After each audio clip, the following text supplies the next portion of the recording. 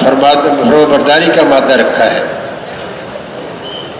اللہ نے جو امر ان کے لیے کر دیا ہے، جو حکم اللہ نے ان کے لیے فرما دیا ہے، اللہ کے حکم کو پورا کرنے میں لگے ہوئے ہیں۔ ہاں، اللہ رب العزت کسی فرشتے کے لیے اپنا امر بدلتے ہیں، وہ بدلے ہوئے حکم کے مطابق فرشتہ اپنا عمل کرے گا۔ فرشتے اللہ کی ایسی مخلوق ہے، ان کے اندر نافرمانی کا مادہ نہیں ہے۔ اللہ نے جو امر کر دیا اس کو پورا کر رہے ہیں۔ ایک روایت میں آتا ہے کہ جب اللہ جل جلالہ نے زمین و آسمان بنائے، چاند سورج ستارے بنائے، اور اللہ نے اپنا عرش بنایا، اللہ، تو اللہ نے فرشتوں کی ایک جماعت کو حکم فرمایا، میرے عرش کو اٹھاؤ۔ تو فرشتے اللہ کی حمد و ثنا کرتے ہوئے اٹھے۔ کلمات کچھ اس طرح تھے: بسم اللہ، ربی اللہ، حسبی اللہ، توکلت علی اللہ، اعتصمت باللہ، فوض امری الی اللہ، ما شاء اللہ، لا قوت الا باللہ۔ یہ پڑھتے ہوئے اٹھے اور عرش الہی کو تھام لیا۔ اللہ کو ان فرشتوں کی ضرورت نہیں تھی، اللہ تو ہر چیز پر قادر ہے۔ اپنے عرش کو اپنے امر سے معلق فرما دیتے ہیں۔ اللہ نے فرشتوں کو فرمایا، اور یہ کلمات پڑھتے پڑھتے فرشتے اٹھے اور عرش الہی کو تھام لیا۔ روایت میں آتا ہے کہ قیامت تک یہی کلمہ پڑھتے رہے: بسم اللہ، ربی اللہ، حسبی اللہ، توکلت علی اللہ، اعتصمت باللہ، وفوض امری الی اللہ، ما شاء اللہ، لا قوت۔ یہ کلمات اللہ کو بہت محبوب ہے، بہت پسند ہے۔ تو آسمانوں کو اللہ نے بنایا، اپنی قدرت سے بنایا۔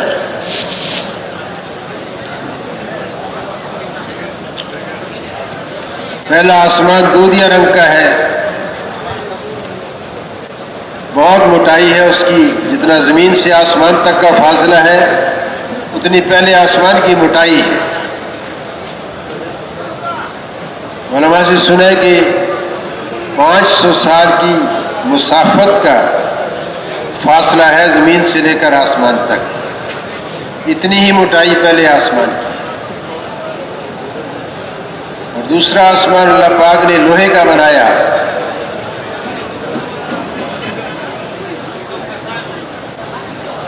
اور اس کی موٹائی بھی اتنی ہے زمین سے لے کر آسمان تک۔ پھر تیسرا آسمان بنایا،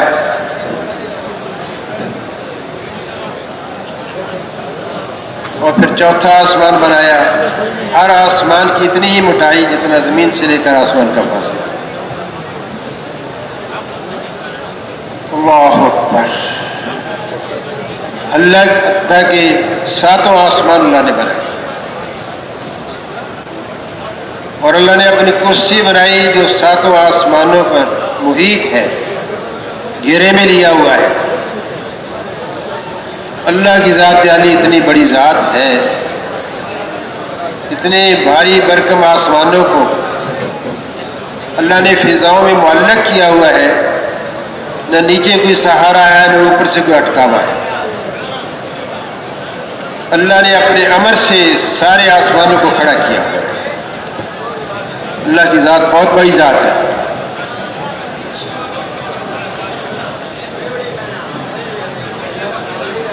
فرشتوں کے علاوہ اللہ پاک نے اور مخلوقات بنائی، پانی سے پیدا ہونے والی بھی مخلوق بنائی، ہوا سے پیدا ہونے والی بھی اللہ نے مخلوق بنائی۔ ان دونوں مخلوقات کا دنیا کے اندر وجود نہیں۔ پھر اللہ پاک نے آگ سے مخلوق بنائی، جن کو جنات کہتے ہیں، جنات کو بناتے ہیں، یہ اللہ نے مخلوق بنائی، اور ساری روئیں زمین پر، ساری کائنات میں جنات ہی جنات تھے۔ پھر اللہ پاک نے چوتھی مخلوق بنائی، اگلی مخلوق انسان کو اللہ نے بنایا۔ انسان کو اللہ نے مٹی سے بنایا۔ ہمارے بزرگ تھے ملتان کے بہت بڑے اپنے زمانے کے، وہ فرماتے تھے کہ جب اللہ پاک نے انسان کو بنانا چاہا تو قرآن پاک کے اندر بھی آتا ہے، میں ایک مخلوق بنانا چاہتا ہوں۔ اللہ نے فرمایا، فرشتوں نے کہا کہ ہم آپ کی بندگی اور عبادت کے لیے کافی ہیں۔ انسان جو مٹی سے بنے گا، جیسے جنات نے آپ کی نافرمانی کی اور مخلوقات نے آپ کی نافرمانی کی، ایسے انسان بھی سرکشی کرے گا۔ ہم کافی ہیں آپ کی بندگی اور عبادت کے لیے۔ حق تعالیٰ شان نے ارشاد فرمایا کہ تم نہیں جانتے، میں جانتا ہوں، کہ اللہ پاک ہی جانتے ہیں۔ تو اللہ نے ایک فرشتے کو حکم فرمایا کہ جاؤ مٹی اٹھا کر لاؤ۔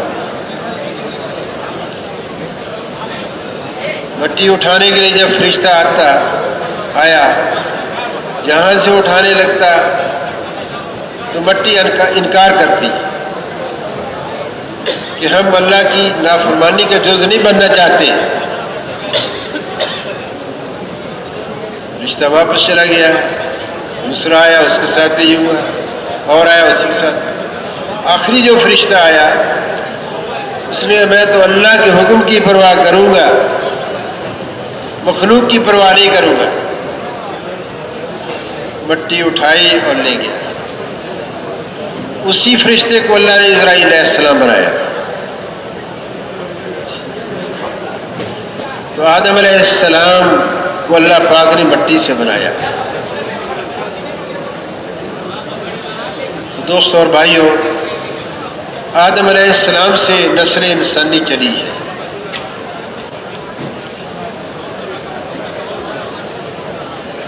تو انسان کا وجود دنیا میں تو بعد میں آیا،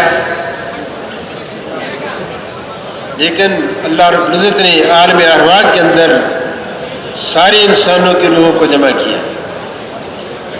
ہم اور آپ سارے آدم علیہ السلام کی پشت سے نکلے ہوئے ہیں عالم ارواح کے اندر۔ وہاں ہم سب سے اللہ پاک نے پوچھا، بتاؤ کیا میں تمہارا رب نہیں ہوں؟ ہم سب نے عالم ارواح کے اندر اللہ کی ربوبیت کا اقرار کیا اور عرض کیا کہ قالوا بلا، بے شک اے اللہ تو ہی ہمارا رب ہے۔ تو میرے دوستوں اور بھائیوں، اللہ ہمارے خالق ہیں، ہمارے پیدا کرنے والے ہیں، ساری مخلوقات کے پیدا کرنے والے اللہ ہیں۔ انسانوں کو، جنات کو، فرشتوں کو، جانداروں کو، بے جان مخلوقات کو، پہاڑوں کو، پتھروں کو، ہواؤں کو، پانی کو، ہر مخلوق کے پیدا کرنے والے اللہ ہے۔ اللہ کے علاوہ کوئی ان کا پیدا کرنے والا نہیں۔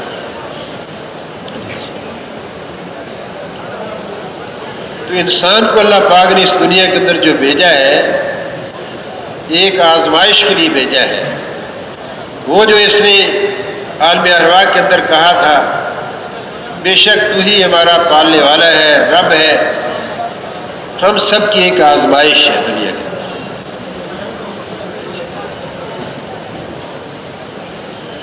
تو اللہ نے ہمیں پیدا کیا ہے، اللہ نے اس دنیا کی زندگی کیسے گزارنی ہے، اس کی اللہ پاک نے انسان اپنی زندگی کیسے گزارے، اس لیے اللہ پاک نے اپنا نظام اتارا۔ حضرات انبیاء علیہ السلام کے ذریعے سے، آدم علیہ السلام پہلے انسان ہیں، ان کو اللہ نے نبی بھی بنایا۔ آدم علیہ السلام کے پاس جبرائیل علیہ السلام اللہ کی طرف سے دین لے کر آئے.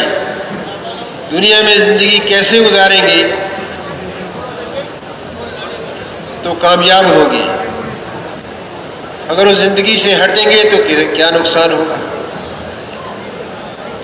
تو آدم علیہ السلام کو اللہ پاک نے زندگی گزارنے کا طریقہ عطا فرمایا جس کو دین کہتے ہیں. تو دوستوں اور بھائیوں، آدم علیہ السلام سے نسل انسانی چلی. اماں حوا کو آدم علیہ السلام کے پہلو سے اللہ نے پیدا فرمایا. اماں حوا آدم علیہ السلام کے ملاپ سے اللہ نے ساری انسانی نسل چلائی، انسانیت کو چلایا. تو آدم علیہ السلام سے لے کر جناب رسول اللہ صلی اللہ علیہ وسلم تک لوگ دنیا میں آ رہے اور جا رہے، آتے رہے اور جاتے رہے. انبیاء علیہ السلام بھی اپنی قوموں اور امتوں کے اندر آتے رہے اور اللہ کا دیا ہوا دین اس پر لوگوں کو عمل کرنے کے لیے تیار کرتے رہے. دین زندگی گزارنے کے طریقے کا نام ہے. دین آسمانی روحانی زندگی گزارنے کا نام ہے. جس قوم اور جس نبی کی امت کے لیے اللہ نے جو زندگی گزارنے کا طریقہ مرحمت فرمایا، اس نبی کی قوم اور امت اگر اس طریقے پر اپنی زندگی گزار کر گئی تو اللہ نے ان کو کامیاب کیا. جو نبی کے طریقے سے ہٹ کر زندگی گزار کر گئے، اللہ نے ان کو دنیا کے اندر بھی ذلیل و خوار کیا، نیست و نابود کیا. اور میرے دوستوں اور بھائیوں، اگلے کچھ منازل آنے والی ہے، اس کے اندر بھی اللہ پاک نے بہت بڑی سزائیں رکھی ہیں. تو دین ایک مبارک زندگی ہے جو اللہ کی پسندیدہ زندگی ہے، اور روحانی زندگی ہے، آسمانی زندگی ہے. جبرائیل امین علیہ السلام کے ذریعے سے اللہ نے حضرات انبیاء علیہ السلام تک وہ زندگی پہنچائی. جناب رسول اللہ صلی اللہ علیہ وسلم کی تشریف آوری سے پہلے بے شمار انبیاء علیہ السلام آئے.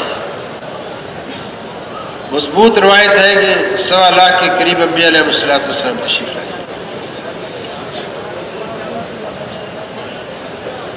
اور روایتیں بھی ملتی ہیں. مفتی زین العابدین صاحب رحمۃ اللہ علیہ فرماتے تھے ایک روایت 2 لاکھ انبیاء علیہ السلام کی ملتی ہے. اللہ پاک بھی اپنے قرآن پاک کے اندر فرماتے ہیں کوئی قوم ایسی نہیں جس کی طرف میں نے ہدایت دینے والے نہیں بھیجے، کوئی قوم ایسی نہیں جس کی طرف میں نے رسول اور نبی نہیں بھیجے. تو ہر امت کے لیے، ہر آنے والے انسانوں کے لیے اللہ نے رہنمائی کرنے والے حضرات انبیاء علیہ السلام کو مبعوث فرمایا. نبی کہتے ہیں غائب کی خبر کو دینے والے کو. جو اللہ پاک خبریں جبرائیل علیہ السلام کو دیتے تھے کسی نبی کی امت کے لیے، وہ جبرائیل علیہ السلام نبی تک پہنچاتے تھے علیہ السلام، اور نبی اپنی امت تک پہنچاتے تھے. اور 7 انبیاء علیہ السلام یہ کہتے تھے اگر اس زندگی کو گزارو گے تو اللہ پاک تمہیں کامیابیوں سے نوازیں گے، تمہیں سکون ملے گا، تمہیں اطمینان ملے گا، مال میں برکت ہوگی، اولاد میں برکت ہوگی، وقت میں برکت ہوگی، اخوت پیدا ہوگی، بھائی چارہ پیدا ہوگا، محبتیں پیدا ہوگی، انتشار ختم ہوگا، فساد ختم ہوگا. تو انبیاء علیہ السلام لوگوں دنیا کے اندر آ کر اللہ کے دیے ہوئے مبارک طریقہ زندگی پر عمل کرنے کے لیے تیار ہوتے تھے. اور نبی کی زندگی بہترین نمونہ ہوتی تھی اللہ کے اوامر کو پورا کرنے کی، اللہ کے دین پر چلنے کی. بہترین زندگی انبیاء علیہ السلام کی نمونہ ہوتی تھی ان کی امتوں اور قوموں کے لیے. تو دوستوں اور بھائیوں، ہم اس دنیا کے اندر آئے ہیں، جو پہلے دنیا کے اندر لوگ آئے آج وہ چلے گئے، اور ہمارا دنیا کا قیام ہی اصل نہیں ہے، یہ ہمارا ایک زندگی کا سفر ہے۔ جیسے اللہ کی ذات حی و قیوم ہے، ایسے انسان کو بھی اللہ پاک نے باقی رکھنے کے لیے پیدا کیا ہے۔ ایک روایت میں آتا ہے اللہ رب العزت نے زمین و آسمان اور کائناتی نقشے کو بنانے سے پہلے اس کو ختم کرنے کا ارادہ فرمایا۔ ایک دن آئے گا کہ اس کائناتی نقشے کو ختم کر دیا جائے گا، سورج چاند ستاروں آسمان اور زمینوں کے نظام کو اللہ پاک ختم فرمائیں گے، لیکن انسان باقی رہا۔ انسان عالم ارواح سے چلا ہے، وہاں سے چل کر یہ باپ کی پشت کے اندر آیا ہے، وہاں سے اس کو عالم صلب کہتے ہیں۔ عالم ارواح سے نکلا عالم صلب میں آیا، اور عالم صلب سے نکل کر عالم بطن ماں کے پیٹ کے اندر آیا، وہاں سے نکل کر پھر انسان اس عالم دنیا کے اندر آیا، جس میں آج اور ہم اور آپ چل رہے ہیں۔ ہمارا بھی ٹھکانہ مستقل یہاں نہیں ہے، جیسے پہلے آ کر چلے گئے ایسے ہم بھی ہمیشہ نہیں رہیں گے، چلے جائیں گے۔ انبیاء اور رسول بھی چلے گئے، بڑی بڑی طاقتور قومیں بھی دنیا میں آ کر چلی گئی، بڑی اکثریت والی قومیں بھی آ کر چلی گئی، صنعت و حرفت والے بھی آ کر چلے گئے، تجارتیں چمکانے چلانے بنپانے والے بھی دنیا کے اندر آ کر چلے گئے، اور بڑی بڑی زراعت اور باغبانی کرنے والے بھی آ کر دنیا سے چلے گئے۔ جیسے وہ چلے گئے ایسے دوست اور بھائیوں ہماری بھی ایک سفر کی منزل ہے دنیا، ان کی بھی یہ سفر کی منزل ختم ہو چکی، دنیا کی منزل ختم ہو چکی۔ عالم ارواح سے چلے عالم صلب، عالم بطن اور عالم دنیا ان کے لیے ختم ہو گئی جو دنیا سے چلے گئے۔ ایسے ہم اور آپ بھی میرے دوست اور بھائیوں مستقل نہیں ہیں، ہم بھی یہاں سے جائیں گے۔ کب جائیں گے یہ اللہ کے علم ہے، لیکن جائیں گے ضرور۔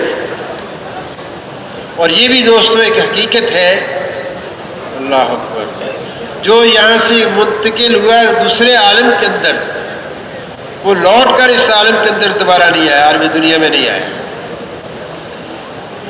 تو اگلی ہماری جو سفر کی منزل ہے وہ عالم برزخ ہے، قبر کی منزل ہے۔ اس کا زمانہ کتنا لمبا ہے اس کا بھی ہم اندازہ نہیں کر سکتے۔ جو قیامت کے قریب جب ساری کائنات کے نظام کو اللہ توڑیں گے، اس کے قریب جو دنیا کے اندر آئیں گے ان کا قبر کا زمانہ بہت چھوٹا ہوگا، بہت مختصر ہوگا۔ جو آدم علیہ السلام کے زمانے میں آئے دنیا سے چلے گئے ان کا سب سے زیادہ لمبا زمانہ ہوگا قبر کا۔ تو میرے دوست اور بھائیوں، قیامت ایک اللہ کا نظام ہے۔ جب اللہ پاک اس کائنات کے نظام کو توڑے گے، قیامت آئے گی، سارا نظام ٹوٹے گا، اس دن سارے نظام کو توڑیں گے اور پھر اللہ رب العزت دنیا کی زندگی کا انسانوں سے حساب لیں گے۔ قیامت کب آئے گی یہ اللہ کے علم میں۔ سورہ لقمان کی آخری آیتوں میں اللہ فرماتے ہیں کہ چند چیزوں کی خبر میں نے کسی کو نہیں دی، وہ ہے ان میں سے ایک ہی ہے کہ قیامت کب آئے گی یہ کسی کے علم میں نہیں ہے، لیکن آئے گی ضرور، آئے گی ضرور۔ تو بھائی قبر کا زمانہ کتنا لمبا ہوگا، یہ ہماری منزل ہے اس دنیا کے سے جانے کے بعد کی، اس عالم سے عالم برزخ میں منتقل ہونے کے بعد کی۔ اور پھر میرے دوستو حساب کتاب کا دن ہوگا، اللہ اکبر، 50,000 سال کا ایک دن ہوگا۔ اللہ رب العزت حساب لیں گے اس دنیا کی زندگی کا اللہ حساب لیں گے۔ کس بات کا حساب لیں گے؟ جس دور کے اندر جس نبی کو اللہ نے جو دین زندگی گزارنے کا طریقہ مرحمت فرمایا، اس نبی کی امت، اس نبی کی قوم کے لوگ اس دین پر زندگی گزار کر آئے دنیا سے یا نہیں، اس دین کے بارے میں سوال کیا جائے گا، اس کا حساب لیا جائے گا۔ اور حساب کتاب کا جب وقت ختم ہوگا تو پھر دوستوں اور بھائیوں پل صراط پر سے گزرنا ہوگا۔ یہ انسان کی زندگی کے سفر کی اگلی منزل ہے، کوئی 1500 سال کی مسافت ہے۔ علماء سے ہم اور آپ سنتے رہتے ہیں کہ بہت باریک ہے اور بہت تیز ہے اور جہنم کے اوپر بچھا ہوا پل ہے، جہنم کے اوپر بچھا ہوا پل ہے۔ 1500 سال کی اس کی مسافت ہے، اور پھر اس کے بعد ایک ایسی زندگی اللہ پاک شروع فرمائیں گے کہ جس زندگی کی ابتدا ہے انتہا نہیں ہے، وہ زندگی کبھی ختم نہیں ہوگی، جو صفت اللہ کی حی و قیوم ہے، یہی صفت اللہ پاک نے انسانوں کے لیے رکھی ہے۔ جب سے عالم ارواح میں ہماری پیدائش ہوئی، اس وقت سے لے کر ہمیشہ کی جو زندگی جس کی ابتدا انتہا نہیں ہے، اس تک ہمارا زندگی کا ایک سفر ہے۔ اس لیے مرنے کا لفظ یہ اصل نہیں ہے، اصل ہمارا انتقال ہے ایک عالم سے دوسرے عالم میں۔ عالم وطن سے ہم عالم دنیا میں آ گئے، اب عالم دنیا سے ہم عالم برزخ میں جائیں گے اور پھر عالم حشر میں جائیں گے حساب کتاب۔ تو دوستوں اور بھائیوں، تو دنیا اور آخرت کے اندر انسانوں کو کامیاب اور کامران کرنے کے لیے اللہ نے ایک ہی معیار بنایا، وہ ہے اللہ کا پیارا دین، وہ اللہ کا پیارا دین ہے۔ دین کی جو پہلی بات ہے وہ ہے لا الہ الا اللہ، لا الہ الا اللہ۔ اور دوسرا حصہ اس کلمے کا ہر نبی کے اعتبار سے بدلتا ہے، نبی کے اعتبار سے بدلتا ہے۔ پہلے حصے سے مراد یہ ہے کہ اے اللہ تیری ہی ذات عبادت کے لائق ہے، تیری ہی ذات بندگی کے لائق ہے، تیری ہی وہ ذات ہے جس کو سجدہ کیا جائے، تو نے ہی ہمیں بنایا ہے، تو نے ہی ہمیں زندگی دی ہے، ہم تیری ہی مان کر زندگی گزاریں گے، تیرے غیر کی پرستش نہیں کریں گے، تیری غیر کی پوجا نہیں کریں گے۔ لا الہ الا اللہ، یہ سارے انبیاء علیہ الصلوۃ والسلام کا مشترک جملہ ہے، لا الہ الا اللہ۔ اگلا جو حصہ ہے ہر نبی کا بدلتا ہے۔ لا الہ الا اللہ کے اندر اللہ کے اوامر ہیں، اللہ کے احکامات ہیں، کچھ کرنے کے ہیں کچھ نہ کرنے کے۔ جو کرنے کے اوامر ہیں ان کو کیسے پورا کرنا ہے، اس کی عملی شکل نبی علیہ الصلوۃ والسلام کی زندگی سے ملتی ہے۔ ہر نبی کے دور کے اندر اللہ کے حکم کو کیسے پورا کرنا ہے، تابع داری کیسے کرنی ہے، عبدیت پہ کیسے رہنا ہے، یہ نبی کی زندگی بتاتی ہے۔ تو اگلا جو حصہ ہے ہر نبی کا وہ بدلتا ہے اس دین کے اعتبار سے، لا الہ الا اللہ۔ جیسے کل بھی ماشاءاللہ عصر کے بعد اجمالاً اس کی بات آئی، لا الہ الا اللہ، یہ تو ہے کلمہ توحید، یہ تو ہے کلمہ وحدت، یہ تو ہے کلمہ ربوبیت، اور یہ ہے کلمہ معرفت، یہ ہے کلمہ اللہ کی پہچان کا، کہ اللہ کی وہ ذات ہے جو ہر چیز پر قدرت رکھتی ہے۔ زندہ میں سے مردہ کو نکال دے اللہ قادر ہے، مردہ میں سے زندہ کو نکال دے اللہ قادر ہے، موسموں کا بدلنا اللہ کے حکم سے ہے، چاند کا گھٹنا بڑھنا اللہ کے امر سے ہے، سورج کا نکلنا غروب ہونا اللہ کے امر سے ہے، ہواؤں کا چلنا موسموں کا بدلنا اللہ کے امر سے ہے، گندے قطرے سے جاندار بنا دے، بے جان چیز سے جاندار کو پیدا کر دے، مٹی سے فصلوں کو اگا دے، مٹی سے جنسوں کو پیدا کر دے، اللہ پاک ساری مخلوق کے اندر اللہ کا حکم چلتا ہے۔ اللہ اس پہلا جو کلمہ ہے لا الہ الا اللہ ہر نبی کا مشترک ہے، اور یہی ایمان کا کلمہ ہے، یہی ایمان کا کلمہ ہے۔ اگلا حصہ نبی کی رسالت ہے کہ اللہ کے امر کو کیسے پورا کرنا ہے۔ جیسے مثال کے طور پر عرض کرتا ہوں، ہمارے اوپر بھی ماشاءاللہ اللہ نے رمضان مبارک کو فرض فرمایا ہے، ہر مسلمان 1 مہینے کے رمضان کے روزے رکھے گا، سحری سے لے کر سحری ختم ہونے سے لے کر آفتاب کے غروب ہونے تک، دن کو نہ کھائے گا نہ پیے گا، روزہ رکھے گا۔ سال میں 1 مہینے کے روزے فرض فرمائے، اور ایک نبی علیہ السلام ایسے آئے جن کی امت کے اندر اللہ پاک خود بھی فرماتے ہیں تمہارے اوپر روزے فرض فرمائے جیسے میں نے پہلی امتوں پر فرض فرمائے تھے۔ اس نبی کی امت کے اندر روزوں کی کیا شکل تھی؟ 1 دن روزہ 1 دن افطار، ایمان والوں کے لیے، کلمے کا اقرار کر لا الہ الا اللہ کا اقرار کرنے والوں کے لیے 1 دن روزہ 1 دن افطار۔ ایمان قبول کرنے کے بعد ہر امتی 1 دن روزہ 1 دن افطار۔ ہمارے اور آپ کے لیے کیا ہے کہ بھئی سال میں 1 مہینے کے روزے فرض، باقی سارے نفل ہیں۔ ایسے ہی اللہ رب العزت نے احکامات عطا فرمائے۔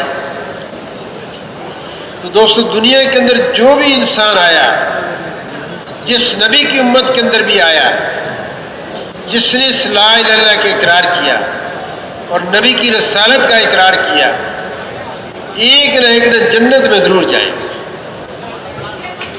لا الہ الا اللہ اس لیے فرمایا جاتا ہے کہ لا الہ الا اللہ یہ جنت کی کنجی ہے، اس کے بغیر انسان جنت میں نہیں جائے گا۔ تو لا الہ الا اللہ اس کے بغیر دخول جنت نہیں ہے۔ جنت وہ جگہ ہے جہاں اللہ نے اپنے فرما بردار بندوں کے لیے ایسی نعمتیں پیدا کر رکھی ہیں جن کو آج دنیا کے اندر اس کا تصور نہیں کیا جا سکتا۔ مثال کے طور پر اللہ اپنی ساری صفات سے متصف کریں گے جنتی کو، جیسے اللہ جو چاہتے ہیں وجود میں آ جاتا ہے۔ اللہ جس چیز کا ارادہ کرتے ہیں کن فیکون ہو جاتا ہے۔ ایسی انسان جب جنت کے اندر جائے گا تو اللہ پاک اس کو اپنی وہ صفت عطا فرمائیں گے جو اس کے جی میں آئے گا، اللہ اس کو پورا کرے گا۔ ایک پرندہ اڑا جا رہا ہے، جنتی کی خواہش ہوگی، جی چاہے گا کہ میں اس کا بنا ہوا گوشت کھاؤں، اور پرندہ گوشت میں کنورٹ ہوگا، اس کا گوشت بنا ہوا اس کے سامنے پیش ہو جائے گا۔ جیسے اللہ کا ارادے کا نام موجود، ایسے جنت کے اندر جو جنتی ہوں گے اللہ اپنی صفت سے متصف کریں گے۔ اللہ انسان چاہے گا فلاں پھل کو میں کھاؤں، ادھر ارادہ کیا فوراً پھل اس کی منہ کے قریب آ جائے گا۔ تو دوست اور بھائیوں، لا الہ الا اللہ کا اقرار کرنے والا ہی جنت میں جائے گا۔ اس کے علاوہ جس نے دنیا کے اندر کسی نبی کی امت کے اندر آ کر لا الہ الا اللہ کا اقرار نہیں کیا وہ جنت میں نہیں جا سکتا۔ اس لیے قیامت کے دن حساب کتاب جو ہوگا وہ ایمان والوں کا ہوگا، ایمان والوں کا ہوگا،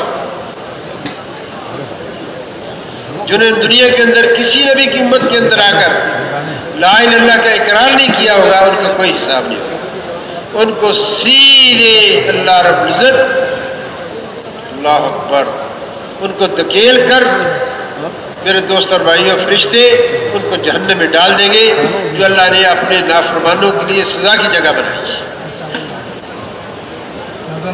جہنم اللہ کا عذاب خانہ ہے، جہاں اپنے اللہ پاک نافرمان بندوں کو، اللہ ہم سب کی حفاظت فرمائے، اپنے نافرمان بندوں کو سزا دیں گے، اور جنت اللہ کا نعمت خانہ ہے، جو اللہ پاک اپنے فرما برداروں کو، دین پر زندگی گزار کر جانے والوں کو اللہ اپنی نعمتیں عطا فرمائے گی۔ تو میرے دوست اور بھائیوں، ہم اور آپ ایک سفر میں چل رہے ہیں۔ پہلی 3 منزلیں ہماری گزر گئی، عالم ارواح، عالم صلب، عالم بطن۔ اس وقت ہم اور آپ عالم دنیا میں چل رہے ہیں۔ اگر عالم ہمارے سامنے عالم برزخ ہے، قبر کا عالم ہے، جیسے ابھی ہم نے ایک بھائی کا جنازہ پڑھا،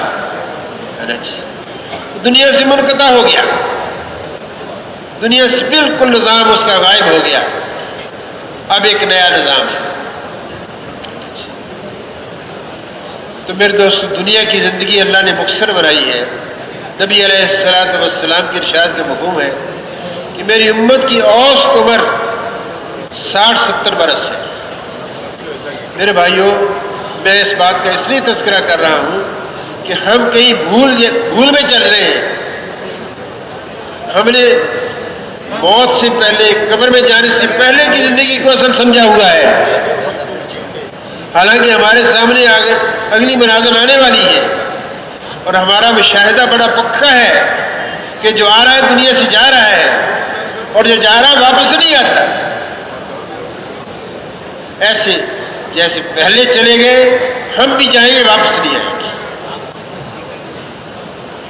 تو میں نے یہ شروع میں عرض کیا تھا، ہم دنیا میں کیوں آئے ہیں، دنیا سے کیا لے کر جانا ہے۔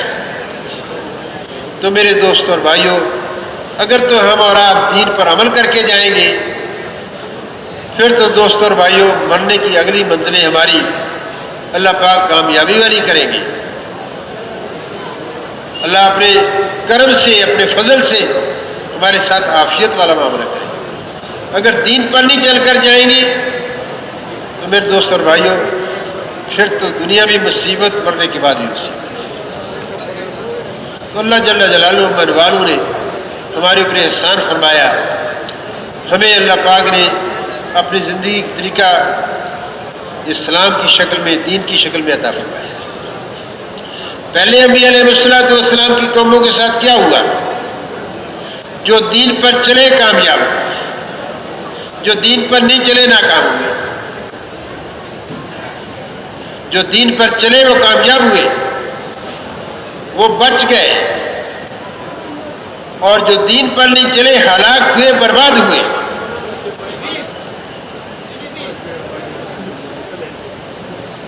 تو دنیا اور آخرت کی کامیابی کا معیار آدم علیہ السلام سے لے کر قیامت تک جتنے انسان آئیں گے، سب کے لیے ایک ہی معیار ہے، چاہے کوئی مالدار ہے، چاہے غریب ہے، بہت بڑا تعلیم یافتہ ہے، تعلیم سے محروم ہے، بہت بڑے عزت کے نقشوں کا مالک ہے، عزت کے نقشوں سے محروم ہے۔ ہر طبقہ، ہر انسانی طبقے کے لیے اللہ نے ایک ہی معیار رکھا، آدم علیہ السلام سے لے کر قیامت تک سارے آنے والے انسانوں کے لیے، وہ اللہ کا پیارا دین ہے۔ جو دین پر چل کر گئے وہ کامیاب ہوئے، جو دین پر نہیں چل کر گئے وہ ہلاک ہوئے، برباد ہوئے۔ بچے دین پر چلنے والے، اور اس امت کے ساتھ معاملہ اللہ کا ڈیفرنٹ ہے۔ جناب رسول اللہ صلی اللہ علیہ وسلم تک اللہ کا یہی نظام چلا، جو دین پر چلنے والے وہ بچے، اللہ نے عافیت فرمائی، اور مرنے کے بعد بھی اللہ ان کو کامیاب کریں گے۔ جو دین پر نہیں چلے، اللہ نے ان کو ہلاک کیا۔ برباد کیا۔ اس لیے مولانا محمد احمد صاحب رحمۃ اللہ فرماتے تھے کہ اکثر انبیاء علیہ السلام اور رسول پہلے نبیوں کی امتوں کے وہ لوگ جو دین پر چلنے کے انہوں نے اقرار کیا اور نبیوں کے جانے کے بعد نبی کی زندگی کو چھوڑ دیا، دینی زندگی کو عملی طور پر گزارنا ختم کر دیا، اللہ نے بگڑی ہوئی مسلمان قوموں کی طرف اللہ نے انبیاء علیہ الصلوۃ مبعوث فرمایا۔ تو میرے دوست اور بھائیوں، مشہور نبیوں قصے اللہ نے، بڑے بڑے نبیوں کے اللہ نے قصے بیان فرمائے۔ سب سے مضبوط قصہ، بڑا قصہ، لمبا قصہ، لمبا زمانہ نوح علیہ السلام کو اللہ نے عطا فرمایا۔ اللہ نے ان کو دین دیا، زندگی گزارنے کا طریقہ۔ نوح علیہ السلام اپنی قوم کو سمجھاتے ہیں، اے میری قوم، اللہ کی مانو، اللہ کی نافرمانی سے بچو۔ سورہ نوح کے اندر اس کا مفہوم یہ ہے، اللہ کو کارگزاری سناتے ہیں نوح علیہ السلام، اے اللہ میں نے ان کو دن کو بھی سمجھایا، رات کو بھی سمجھایا، لیکن یہ میری بات کو رد کرتے ہیں، میری بات کو رد کرتے ہیں اور اپنے کانوں میں انگلیاں لے لیتے ہیں، بات سنتے نہیں ہیں۔ کتنے سال بھائی؟ 950 سال۔ اللہ نے حکم فرمایا نوح علیہ السلام سے، ایک کشتی تیار کرو، میرا عذاب آنے والا ہے۔ کشتی تیار ہوئی، حکم ہوا میرا جب عذاب آئے تو اپنے ایمان والوں کو، اب دین پر چلنے والوں کو، دینی زندگی گزارنے والوں کو اپنی کشتی میں سوار کر لیں۔ تو دوستوں اور بھائیوں، پھر اللہ پاک نے اپنا نافرمانوں کے لیے عذاب بھیجا، دین پر نہ چلنے والوں کے لیے۔ پانی نکلا، پانی، پہاڑوں سے پانی نکلا، درختوں سے پانی نکلا، اللہ اکبر، ایسی ایسی جگہ سے پانی نکلا جہاں سے پانی نکلنے کا تصور نہیں، اور پانی نے اپنی سطح بلند کرنی شروع کی اور کشتی کے اندر ایمان والے آ گئے۔ جب کشتی اٹھ رہی تھی اوپر اور پانی سیلاب آ گیا تو نوح علیہ السلام کا بیٹا، وہ بھی نوح علیہ السلام پر ایمان نہیں لایا، ان کی بیوی بھی ایمان نہیں لائی۔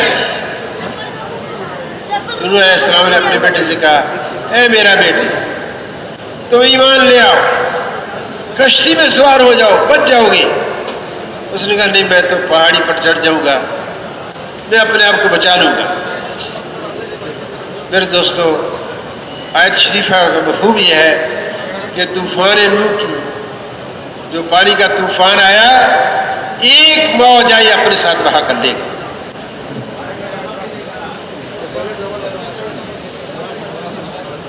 عرض کرتے ہیں اللہ، ذرا تو وعدہ ہے نبی کی اولاد کو ضائع نہیں کرے گا۔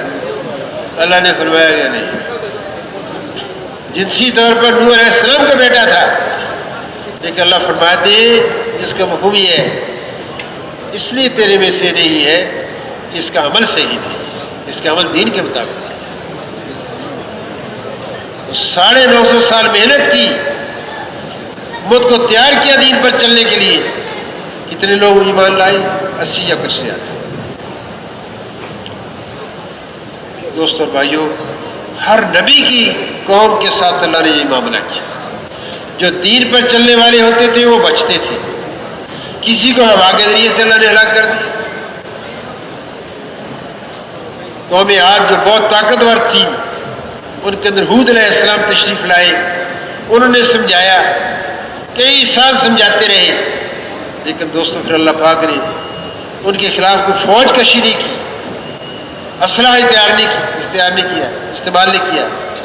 اللہ نے اپنی مخلوق ہوا کو حکم فرمایا، ہوا نکلی ہے، 7 راتیں اور 8 دن چلی، تیز چلی۔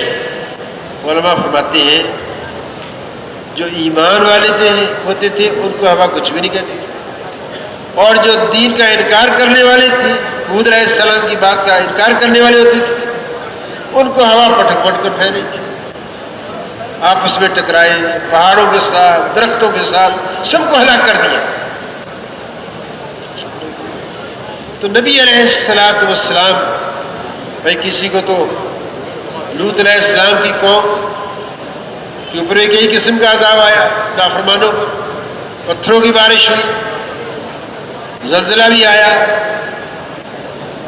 فرشتے نے چیخ بھی ماری، اور پھر وہ نافرمان ساری بستیوں کو اٹھایا فرشتے نے اپنے ایک پار کے کنارے پر آسمان کی طرف لے گیا اور پھینکا نیچے، گہرا سمندر بن گیا۔ آج وہ سمندر اسرائیل اور لبنان اس کے اردن کے درمیان واقع ہے۔ اللہ پاک ایسے قرآن پاک کے اندر واقعات بیان فرما کے ایک ارشاد فرماتے ہیں، اے عقل والو، اے سمجھدار لوگوں، سبق سیکھو، فَاعْتَبِرُوا يَا أُولَى الْأَلْبَابِ فَاعْتَبِرُوا يَا أُولَى الْأَبْصَارِ۔ یہ قرآن پاک کے اندر جو اللہ نے قصے انبیاء علیہ الصلوۃ والسلام کے بیان فرمائے ہیں، یہ ہماری عبرت کے لیے ہے۔ تو دوستو بھائی، اللہ پاک کا ایک نظام ہے، اللہ نے نبیوں کا سلسلہ حضور صلی اللہ علیہ وسلم تک چلایا۔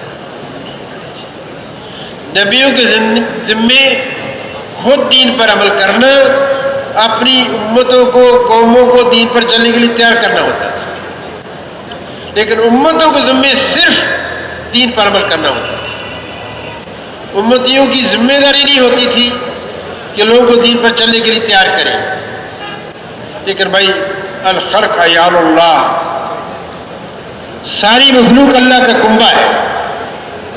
جو اللہ کی مخلوق کے ساتھ ہمدردی کرتا ہے، محبت کرتا ہے، خیر خواہی کرتا ہے، اللہ کو وہ چیز بہت پسند ہے۔ پہلے نبیوں کی امتوں کے ذمہ صرف عمل کرنا ہوتا تھا۔ اگر پہلے نبیوں کی امت میں سے کسی امتی نے انسانوں کے ساتھ خیر خواہی کی، یا کسی اور مخلوق نے اپنی مخلوق کے ساتھ خیر خواہی کی، اللہ کو اپنی مخلوق کے ساتھ خیر خواہی، ان کی منفعت کا سوچنا، ان کے نفع کا سوچنا، ان کے فائدے کا سوچنا اتنا محبوب ہے، تو دوستو بھائیو، اللہ نے اپنی پاک کلام، پاک قرآن، اپنے پاک کلام قرآن پاک کے اندر اس کا تذکرہ کیا۔ سورہ یاسین، اللہ ہم سب کو توفیق عطا فرمائے، ہمارے ساتھی اکثر پڑھتے ہیں، اس میں حبیب نجار کا واقعہ آتا ہے۔ ایک بستی کے اندر، انطاکیہ بستی ہے، شام سے پہلے جو ترکی کا بارڈر ہے، ترکی کے حصے کے اندر انطاکیہ ایک شہر ہے، اس میں ایک نبی آئے، پھر دوسرا آیا، پھر تیسرا آیا، بستی والے ان کا تمسخر اڑاتے تھے۔ ایک بستی کے کنارے سے شخص آیا، اس نے کہا ان کا تمسخر نہ اڑاؤ، ان کی بات سنو، یہ تمہاری بھلائی کی بات کرتے ہیں۔ تو اس بستی والوں نے ان کو شہید کر دیا کہ نبی کیوں مدد کرتا ہے، یہ مخلوق کے ساتھ خیر خواہی کیوں کرتا ہے؟ تو دوستو بھائیو، اللہ نے اس کے اس فعل کو اللہ نے اپنے قرآن کا حصہ بنا دیا۔ وہ کہتے ہیں مرنے کے بعد، اللہ پاک جو فرماتے ہیں، جس کا مووی ہے، کاش میری قوم کو پتہ چل جاتا کہ اللہ نے میرا کتنا اکرام کیا۔ تو اللہ نے اس کا ذکر کیا۔ سورہ مومن کے اندر بھی ایک ایمان والے نے نبی کی مدد کی، اس کے ساتھ بھی ایسا سلوک کیا ان کی قوم نے، اللہ نے اس کا تذکرہ بھی کیا۔ پھر اللہ کی چھوٹی سی مخلوق چونٹی عرض کرتی ہے اپنی چونٹی بہنوں سے، اے میری چونٹی بہنوں،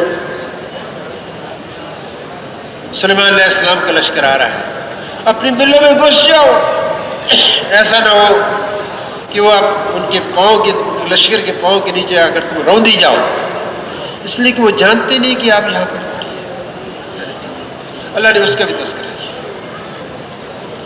سلیمان علیہ السلام کے زمانے میں ہدہد اس کے ذمہ ہوتا تھا، جہاں قافلہ جاتا تھا ایک پرواز لگاتا تھا، تو جہاں پانی دستیاب ہوتا تھا کم گہرا، وہاں جا کر چونچ رکھ دیتا تھا، اس کے ذمہ یہ کام تھا۔ لشکر صلی اللہ علیہ وسلم کا جا رہا تھا،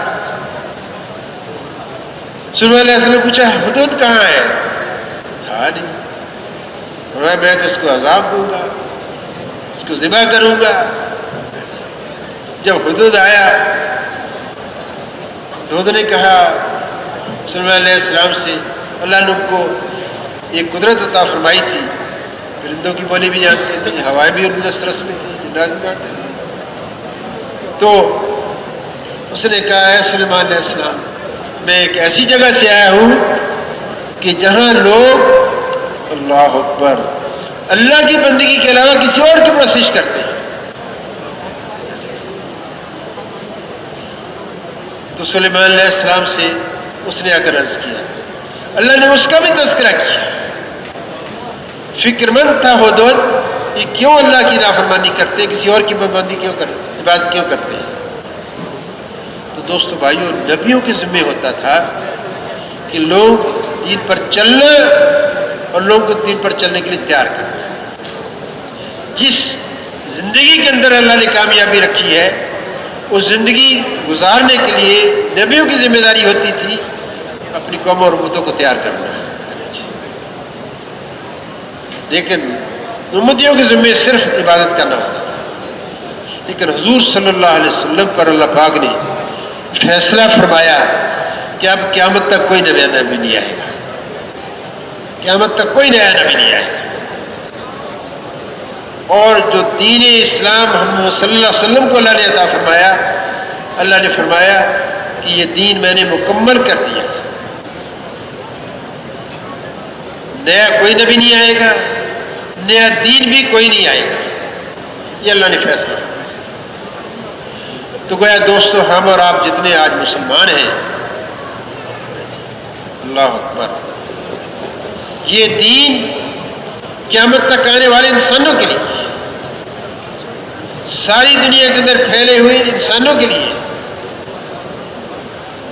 یہ دین ہمارے پاس امانت ہے اور نعمت بھی ہے، غیر مسلموں کی امانت بھی ہے ہمارے پاس۔ تو دوستو اور بھائیوں، اللہ نے ایک تو یہ فیصلہ فرمایا، نیا نبی کوئی نہیں آئے گا اور نیا دین بھی کوئی نہیں، دین اسلام مکمل ہو گیا، اور نبی علیہ السلام بھی آخری نبی ہے۔ دوستو، پہلے انبیاء علیہ السلام کی قومیں جب نبی دنیا سے چلا جاتا تھا، ان کے ایمان اور عمل کے اندر ضعف آتا تھا، اللہ کا تعلق بھی کمزور پڑ جاتا تھا، اللہ کی اطاعت بھی پوری طرح سے نہیں ہوتی تھی، نبی کے طریقہ زندگی سے بھی ہٹ جاتے تھے، اللہ اور نبی بھیج دیتے تھے۔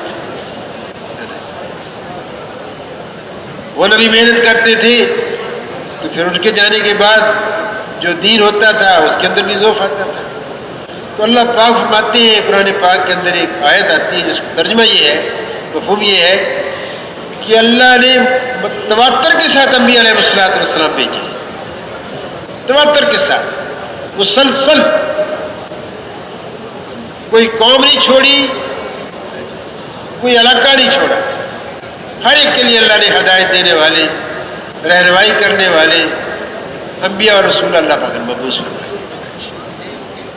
تو دوستو اور بھائیوں، نبیوں والا جو کام تھا وہ اللہ نے اس امت کے منتقل کیا ہے۔ نبیوں والا کام، بلکہ رائے میں بیان ہو رہا تھا ممبر سے، ہمارے مبین بھائی بات کر رہے تھے، اس نے یہ نبیوں والا کام ہے۔ محترم عائشہ صاحب رحمۃ اللہ علیہ، اللہ ان کی درجات بلند فرمائی، اس مبین کو بلایا، اس کو شاباش دی، بہت اس کو سراہا، بہت اچھی بات فرمائی، فرمایا یہ تم نے کہا ہے کہ نبیوں والا کام ہے، یہ آپ نے امت کی شان کو گھٹایا ہے، یہ سرداروں الانبیاء والا کام ہے۔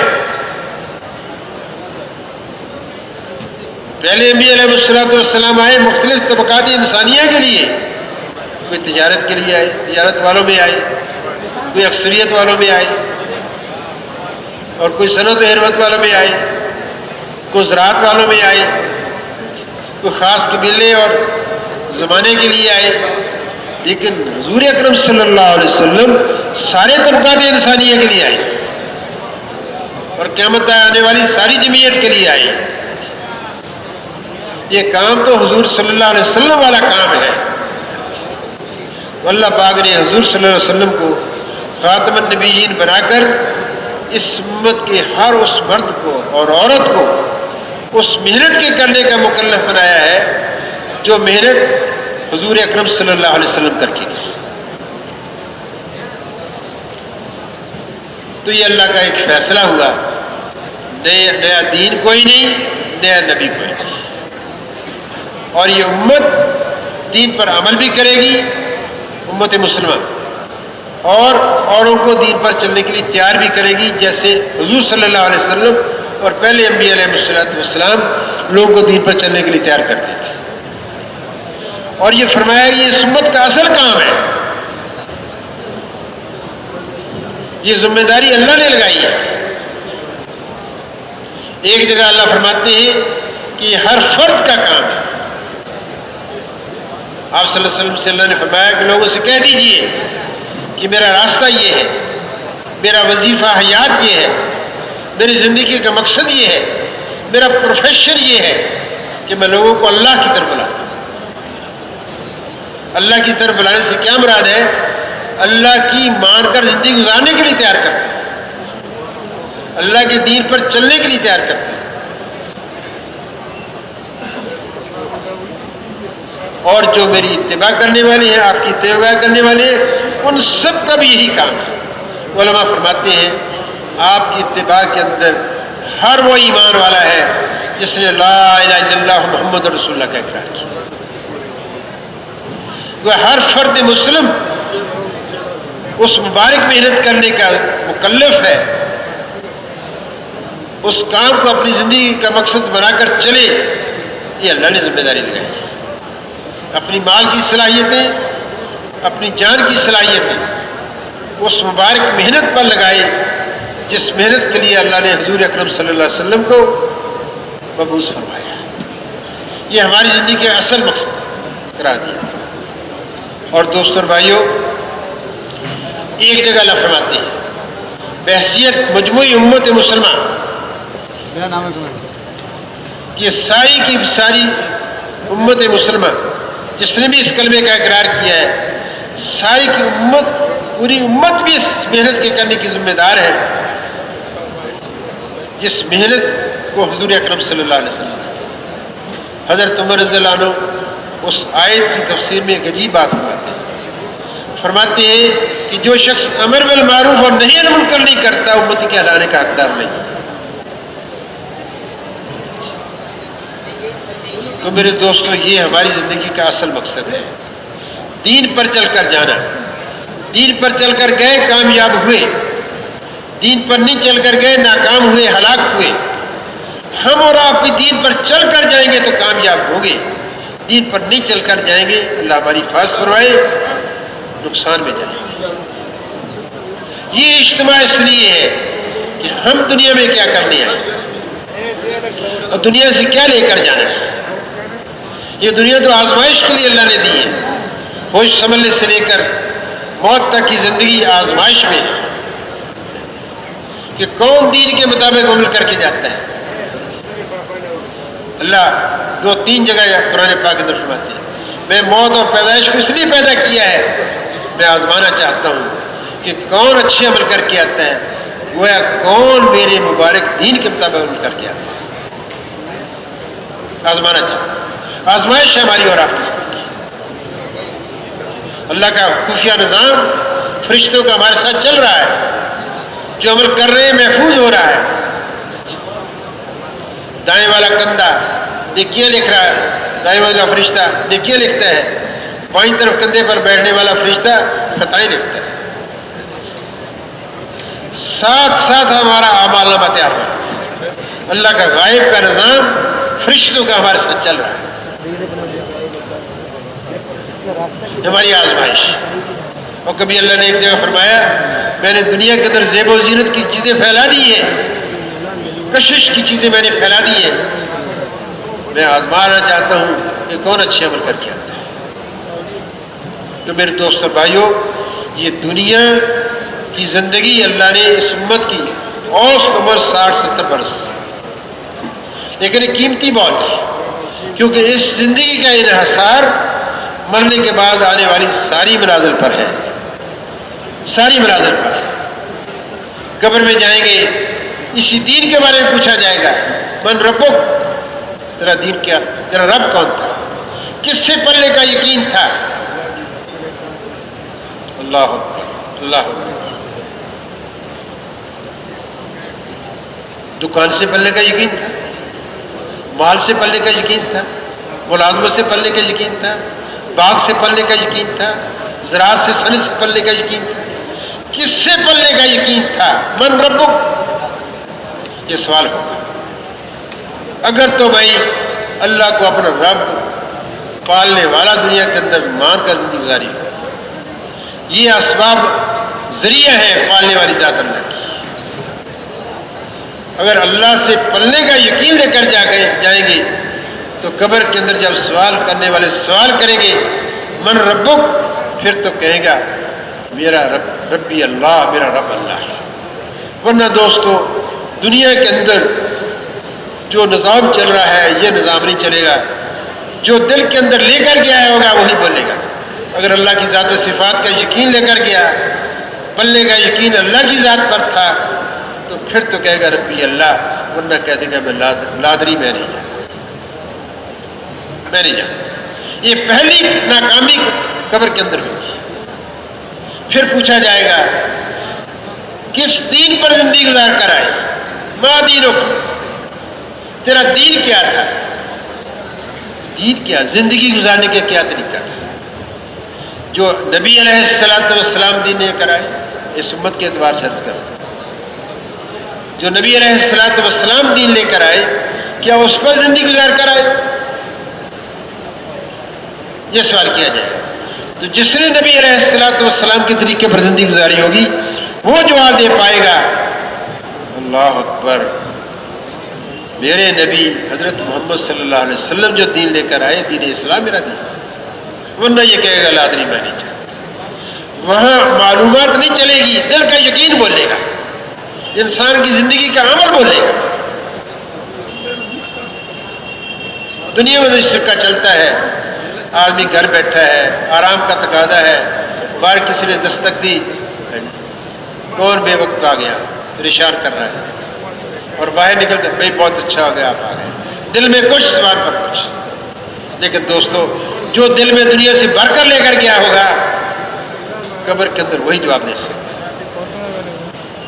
مولانا محمد عمر فاضل رحمۃ اللہ علیہ فرمایا کرتے تھے کہ جو دنیا میں زندگی دین کے مطابق گزار کر جائیں گے وہ کہیں گے ہمارا دین اسلام ہے، جو نہیں گزار کر جائیں گے وہ کہیں گے۔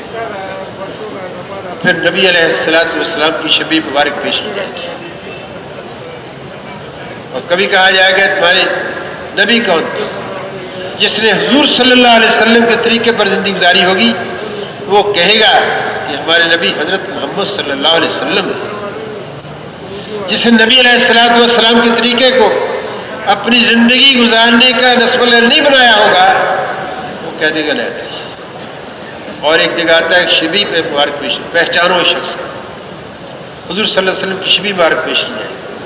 تو جس نے دنیا میں آپ صلی اللہ علیہ وسلم والی زندگی گزاری ہوگی، کھانے کا نظام، پینے کا نظام، گھر داخل ہونے کا، باہر نکلنے کا، ازدواجی زندگی، تجارت، ملازمت، سفر، حضر، ہر عمل حضور صلی اللہ علیہ وسلم کے طریقے پر کیا ہوگا وہ کہے گا یہ حضرت محمد صلی اللہ علیہ وسلم ہے نبی ہے۔ ورنہ دوستو اور بھائیوں دنیا میں نبی کے طریقوں کو نہ پہچانا، مرنے کے بعد قبر میں نبی صلی اللہ علیہ وسلم کو پہچان نہیں سکے۔ اور قبر ایسی منزل ہے جانا ڈیفینیٹ ہے، جانا ہم سب اللہ کا انکار کرنے والے ملتے ہیں، لیکن موت کا انکار کرنے والا کوئی نہیں ملتا، تم میں چاہیے۔ تو دوستو اور بھائیوں، یہ سوالات ہم سب سے ہوں، اللہ ہم سب کی حفاظت فرمائے۔ اور دوستو اور بھائیوں، قیامت کے 5 سوال ہیں یا 4 سوال ہیں؟ زندگی کیسے گزار کر آئے؟ دین کے مطابق، دین کے خلاف، یہی معیار ہو۔ جوانی کیسے گزار کر آئے؟ جوانی کی صلاحیتیں دین کے مطابق، دین کے خلاف۔ مال کیسے کمایا؟ دین کے، اللہ کے احکامات کی رعایت کرتے ہوئے، نبی علیہ السلام کے طریقے کی رعایت کرتے ہوئے، ان کے طریقے پر مال کیسے کما کر آئے؟ اور پھر مال کو خرچ کیسے کیا؟ کیا اللہ نے خرچ کرنے کا حکم فرمایا جس ترتیب پر نبی علیہ السلام نے خرچ کیا؟ مال کے بارے میں یہ 2 سوال ہوں گے، خرچ کا الگ اور آمد کا الگ خرچ سوال ہوگا۔ پھر یہ پوچھا جائے گا اپنے دین پر کیا عمل کر کے آئے، یہ پوچھا جائے گا۔ روایت میں آتا ہے کوئی شخص اپنی جگہ سے ہل نہیں سکے گا جب تک ان سے یہ 4-5 سوال کرنے نہیں چاہیے۔ سوال کس کی طرف سے ہوں گے؟ قیامت کے دن اللہ کے سامنے جواب دے رہا ہے۔ وہ اللہ جس نے بے شمار نعمتوں سے نوازا، دیکھنے کی نعمت دی، سوچنے کی نعمت دی، سننے کی نعمت دی، ہاتھوں سے پکڑنے کی نعمت دی، پاؤں چلنے کی نعمت دی، بے شمار نعمت جس ذات نے نوازا ہے، وہ ذات ہم سے سوال کرے گی۔ ہاں، وہ لوگ مستثنا ہوں گے جن کو اللہ پاک اس قیامت کے دن اپنے عرش کا سایہ نصیب فرما دے۔ اس میں 7 قسم کے لوگ ہوں گے کہ جن کو قیامت کے دن اللہ اپنے عرش کا سایہ نصیب فرمائے گا۔ جس کو اللہ کے عرش کا سایہ نصیب ہو گیا، اللہ اکبر، اس کا کوئی حساب نہیں ہوگا۔ اس میں ایک ہوگا عادل بادشاہ، جس نے بادشاہت کی عدل کے ساتھ، انصاف کے ساتھ اللہ کے عرش کے سامنے۔ اور وہ نوجوان جس نے زندگی کے اندر اللہ کی عبادت ایسے کی ہو کہ اللہ کا کوئی حکم ٹوٹا نہ ہو، نبی علیہ السلام کے طریقے پر زندگی گزاری ہو، وہ نوجوان بھی اللہ کے عرش کے سائے میں۔ اور ایک جگہ آتا ہے جس کو حسین و جمیل دوشیزہ اب حرام کاری کے لیے اپنی طرف متوجہ کرے، وہ یہ نوجوان کہہ دے مجھے اللہ کا ڈر مانے، اس کو اللہ پاک اپنے عرش کا نظر سے۔ بھائی بادشاہ تو ایک ہی ہوگا پوری سلطنت کے اندر، لیکن ہر نوجوان، ہر شخص اللہ کی بندگی اور عبادت کر کے قیامت کے دن اللہ کا عرش کا سایہ حاصل کر سکتے ہیں۔ وہ سب کوشش کریں گے اس کی، ہر انسان اس کو کر سکتا ہے۔ اور میرے دوستو، اپنے علم پر کیا عمل کر کے آئے، اس کا سوال ہوگا۔ جو علم تھا اس پر کیا عمل کر کے آئے۔ ابو درداء رضی اللہ عنہ فرماتے ہیں، جلیل القدر صحابی ہیں، قیامت کے دن سب سے بڑا خوف مجھے اس بات کا ہے کہ اللہ پاک مجھ سے جب پوچھیں گے اے ابو درداء اپنے علم پر کیا عمل کر کے آئے، تو میں کیا جواب دوں؟ یہ ان احباب میں سے، ان حضرات میں سے ہیں جن سے اللہ دنیا کے اندر ہی راضی ہو گئے۔ تو بھائی ہم کس بات کی مولی ہیں؟ ہمارے تو پلے ہی کچھ نہیں۔ وہ اتنی اپنی آخرت کے بارے میں فکر مند تھے تو ہمیں کتنا ہونا چاہیے؟ تو دوست اور بھائیوں، قیامت کے دن یہ سوال ہے۔ میں یہ عرض کر رہا تھا، قیامت کے دن حساب جو ہوگا وہ ایمان والوں کا ہوگا جو کسی نبی کی امت کے اندر آئے۔ قبر میں یہ سوالات ہوں گے ہر آدمی سے، ہر ایمان والے سے، اور حشر میں یہ 5 سوال ہوں گے۔ لیکن جنہوں نے دنیا کے اندر کسی نبی کی امت کے اندر آئے لا الہ الا کا اقرار ہی نہیں کیا، میرے دوست اور بھائیوں، ان کا کوئی حساب نہیں ہوگا، ان کو سب سے پہلے جہنم کے اندر ڈال دیا گیا۔ جہنم میں ڈال دیا۔ جہنم کیا ہے؟ اللہ کا عذاب کھانا ہے۔ جہنم کے اوپر بچھا ہوا پل ہے سرات، اس پر سے گزرنا ہے. وہاں انسان جسمانی قوت کی بنیاد پر نہیں چل سکے گا، ایمانی قوت کی بنیاد پر چلے گا. بعضوں کی رفتار بڑی تیز ہوگی، بعضوں کی اس سے سست ہوگی، بعض گھس کر چلیں گے، بعض اپنے معاصی کے بدولت وجہ سے، گناہوں کی وجہ سے جہنم کے اندر کٹ کٹ کر. امام غزالی رحمۃ اللہ لکھتے ہیں کہ جہنم کے اندر 1000 سال آگ جلائی گئی، جہنم ساری کی ساری سفید ہو گئی. پھر 1000 سال اور آگ جلائی، جہنم سرخ ہو گئی.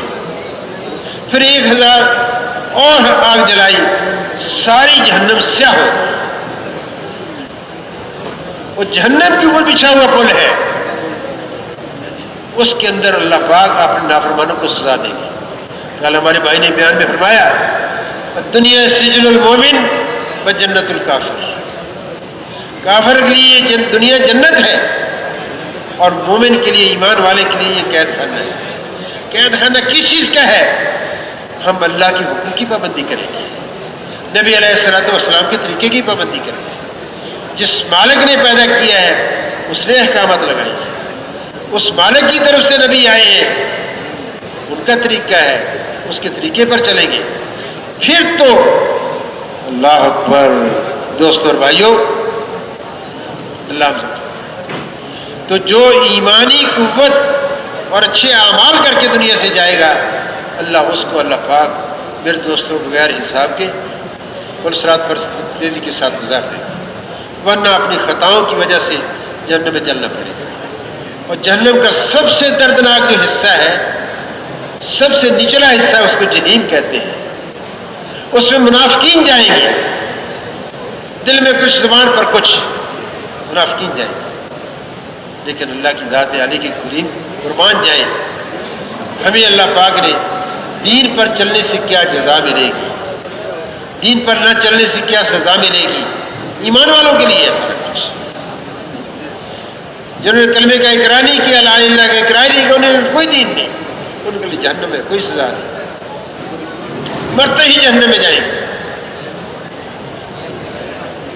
جیسے آپ صلی اللہ علیہ وسلم تشریف لے جا رہے تھے، راستے میں سے آواز آتی، آپ صلی اللہ علیہ وسلم کی اونٹنی بد کی. عرض کیا یا رسول اللہ، آپ کی اونٹنی کیا ہوا؟ فرمایا یہاں فلاں فلاں قوم کو عذاب ہو رہا ہے، اس عذاب کو جانور سارے سن دیکھتے ہیں، اس قوم کی اس عذاب کی وجہ سے ان کی بد کی.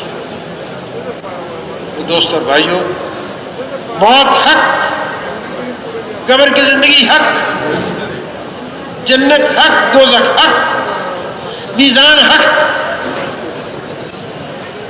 دوستوں بھائیوں، یہ ہماری منازل ہے، اس میں سے ہم نے گزرنا ہے. اللہ ہم سب کے لیے آسان فرمائے.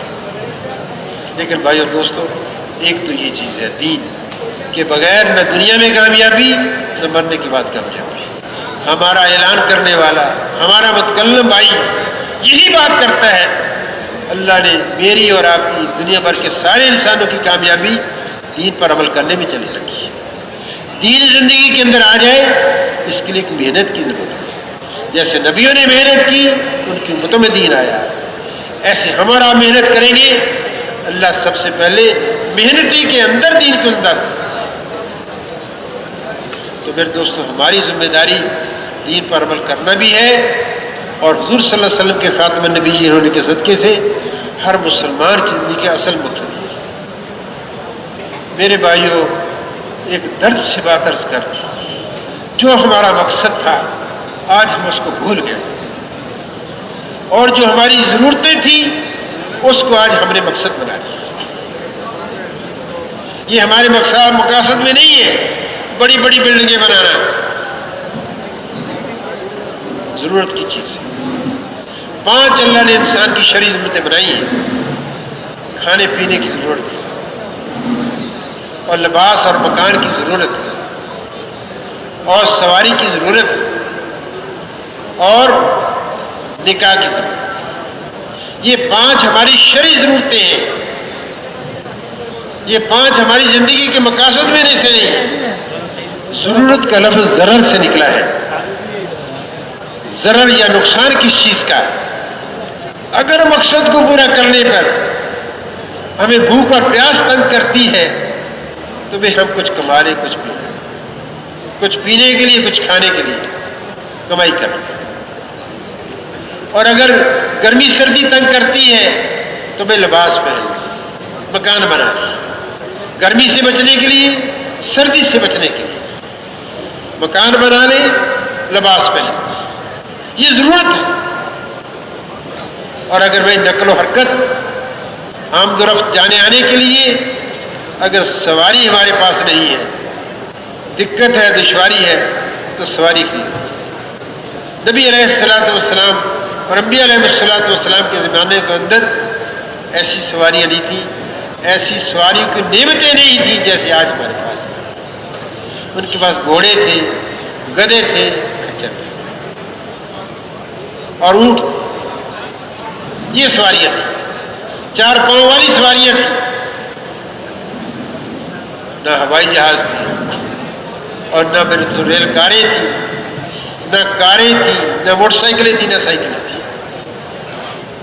تو سواری ضرورت کی چیز ہے. اللہ کی دین کی محنت کرنے کے لیے، لوگوں کو جہنم سے بچا کر جنت کا راستہ دکھانے کے لیے، اللہ کی نافرمانی سے بچا کر فرمانبرداری پر ڈالنے کے لیے، بے دینی کی زندگی چھوڑ کر دینداری والی زندگی اختیار کرنے کے لیے، تیار کرنے کے لیے اگر دوست اور بھائیوں بھوک پیاس تنگ کرتی ہے تو بھی کچھ کما لیا جائے. جیسے مثال کے طور پر حضرت علی رضی اللہ عنہ ایک یہودی کے باغ میں جاتے ہیں. ان کا ایک ڈول نکالو، ایک بال، ایک کھجور کا دانہ دوں گا. جب کچھ کھجور کے دانے ہو گئے تو فرمایا ہمارے لیے کافی ہے. وہ یہودی نے کہا ایک ڈول کے بدلے میں 2 کھجور دوں گا. فرمایا نہیں، میرے اور میرے گھر والوں کی ضرورت کے لیے کافی ہے. ضرورت کی چیز ہے. حالانکہ میرا خیبر میں جانا ہوا، جہاں غزوہ خیبر ہوا، جو قلعہ مسمار ہو چکا، اس کا دروازہ پڑا ہوا تھا، بہت بڑا دروازہ تھا اس کا. حضرت علی رضی اللہ عنہ اکیلے نے اٹھا لیا. جو بڑی جماعت نہیں اٹھا سکتی تھی وہ اکیلے اٹھایا. جو جسمانی اتنی قوت کے حامل تھے کیا وہ کمائی نہیں کر سکتے تھے؟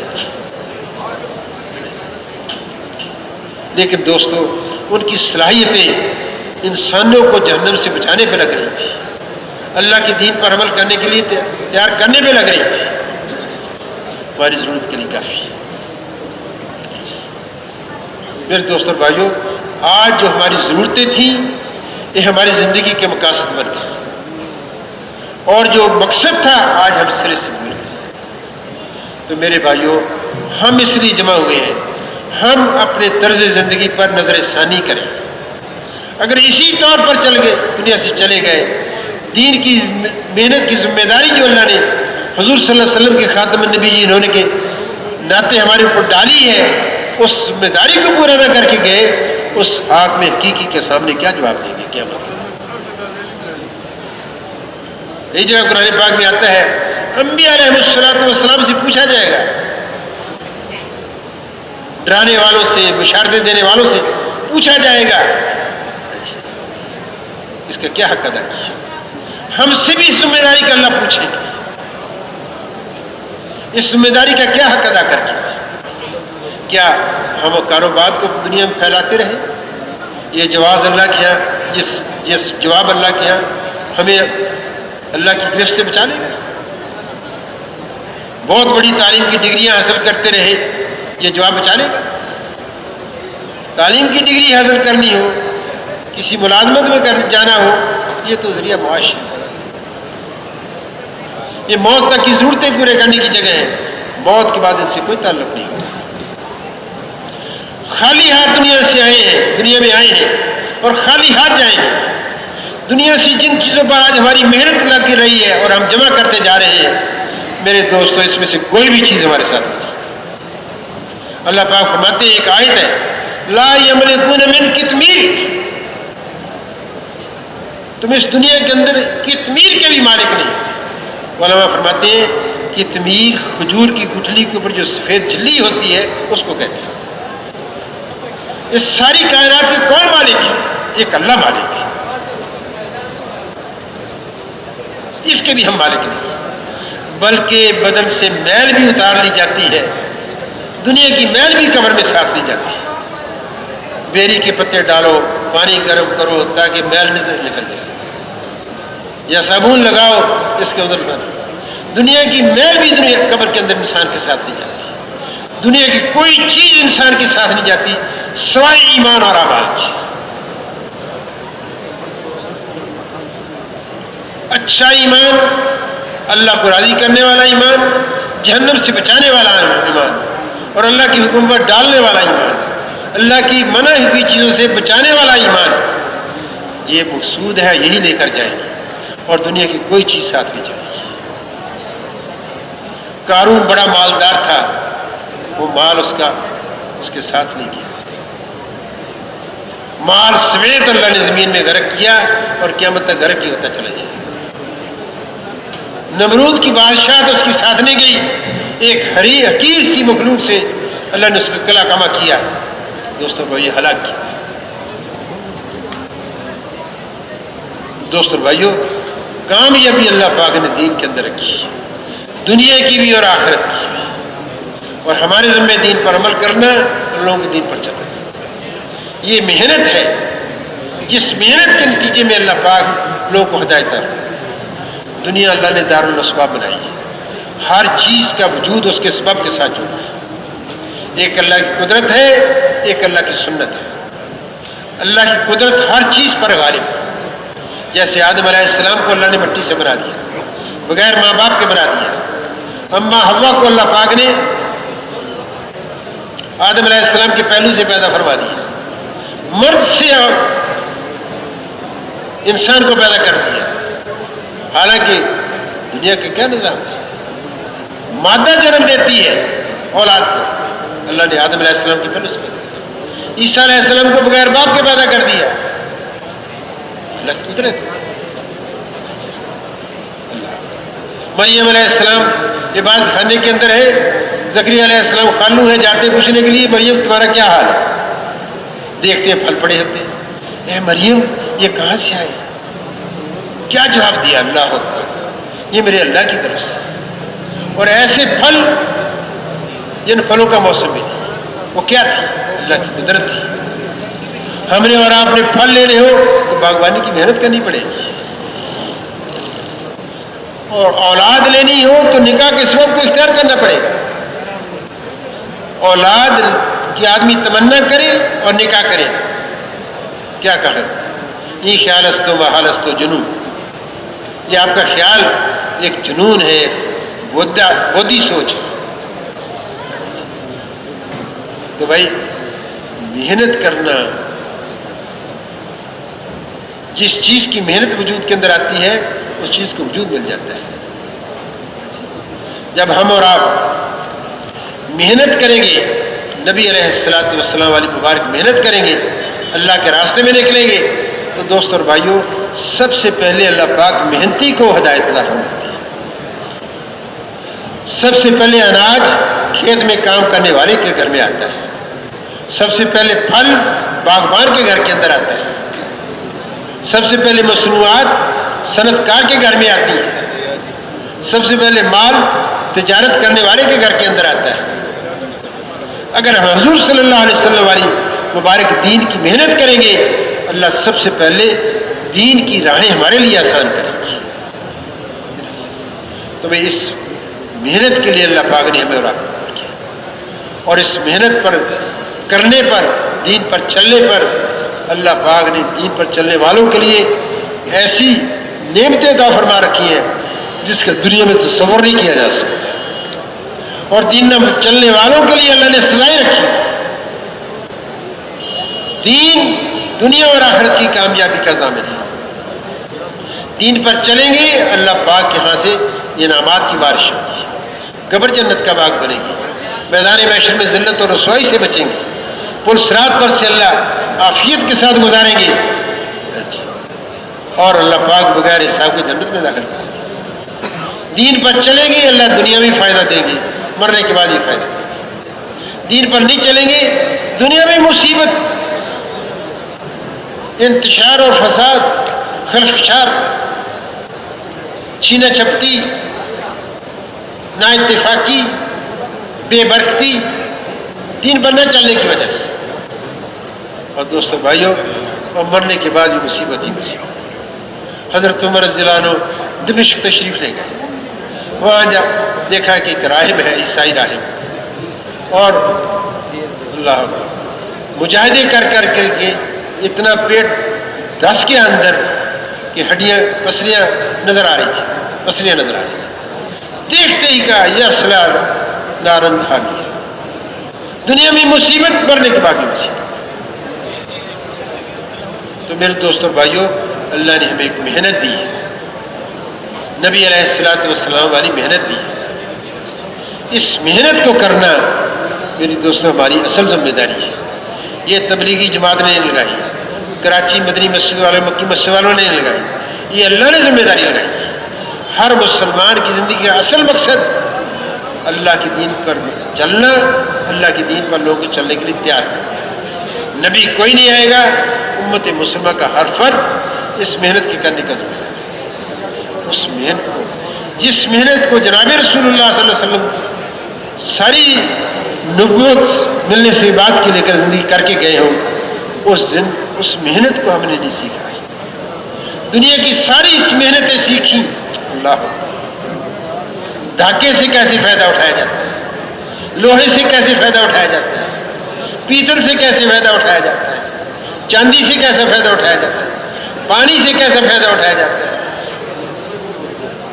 یہ سارا سیکھا۔ حضور صلی اللہ علیہ وسلم والی مبارک محنت جس پہ دنیا اور آخرت کی اللہ نے کامیابی رکھی ہے، اس دین کی محنت کو ہم نے نہیں سیکھا، جس محنت کے وجود میں آنے سے دوستو دین اللہ پاک دنیا کے اندر عام کرتے ہیں، اللہ دلوں کے اندر نور ہدایت ڈالتے ہیں، اس دین کی محنت کو ہم نے کی۔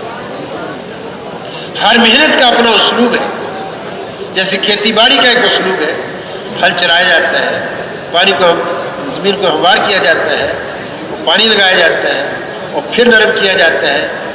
ایک عام آدمی جس کو کھیتی باڑی کے نظام سے واقفیت نہیں ہے اور کسی کو کسان کو ہل چلاتے دیکھے یا ٹریکٹر چلاتے دیکھے، پانی لگاتے دیکھے، وہ کہے یہ تو غیر مادی محنت کر رہا ہے، اس سے تو کوئی نتیجہ برآمد نہیں ہو رہا۔ لیکن جو اس لائن سے واقف ہے وہ یہ سمجھتے ہیں کہ یہ کسان اپنی زمین کے اندر محنت کر رہا ہے تاکہ اس میں زمین کے اندر جب بیج ڈالا جائے اس کے اندر استعداد پیدا ہو جائے اس فصل کو اگانے کی، اس بیج کو اگانے کی۔ مولانا یوسف رحمۃ اللہ علیہ فرمایا کرتے تھے کہ انبیاء علیہ السلام دنیا کے اندر آ کر انسانوں کے دلوں پر اللہ کی عظمت اور بڑائی کا حل چلایا کرتے تھے۔ اللہ اتنے بڑے، اللہ اتنی قدرت والے ہیں،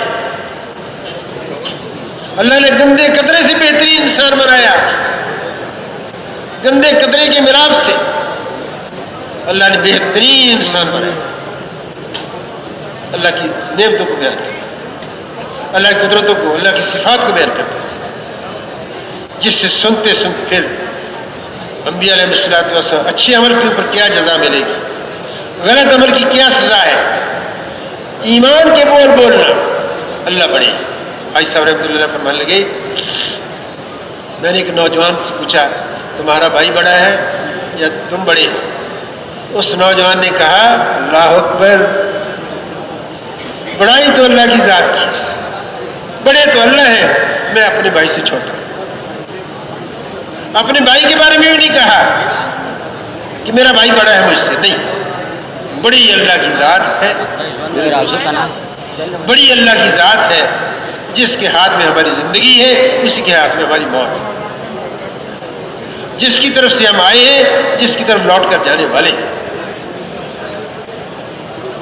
تو دوستو بھائیو، اس ذات کا تذکرہ کرنا، اس کی طرف بلانا، گشتیں کر کے بلانا، دعوت دینا، یہ اللہ کو پہچانو، اللہ کی بات، اللہ کو پہچانو، اللہ کی مانو. ہر آدمی کر سکتا نہیں، کر سکتا، لیکن کس انداز سے کرنا ہے، کس حکمت کے ساتھ کرنا ہے، کس اسلوب کے ساتھ کرنا ہے، کن آداب کی رعایت کرنی ہے، یہ اللہ کے راستے میں نکلے.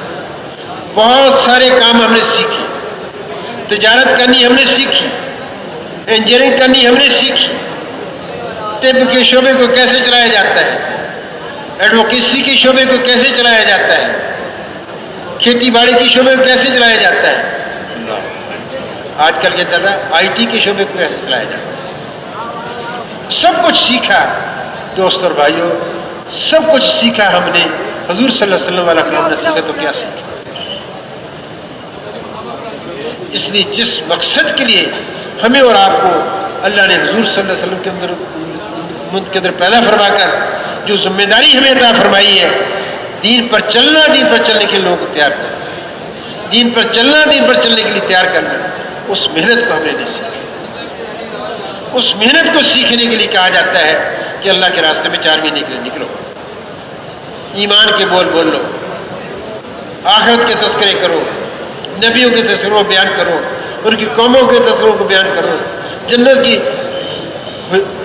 کی نعمتوں کا بھی تذکرہ کرو، اور جہنم کی ہولناکیوں کو بیان کرو، قبر کے حال کو بیان کرو، قبر کے عذاب کو بیان کرو، اور قبر کے اندر اچھا حال ہے اس کو بھی بیان کرو.